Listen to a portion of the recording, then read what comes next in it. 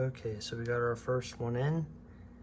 These are orientated, so you can see right there, this side, like the holes are kind of off center more over here.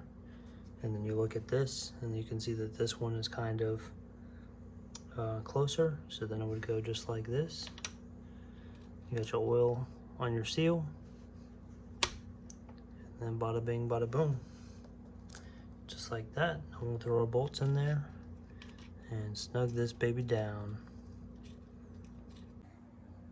And just like that, we have some nice AN fittings on there. Then we're just gonna run our lines over here to the frame rail, away from the steering, and then up front to where we're gonna put our cooler whenever we get to that point. So yeah, extremely happy with how that turned out. Way better than the factory lines and trying to modify those to make them work. So yeah, every day we're making progress, so stay tuned.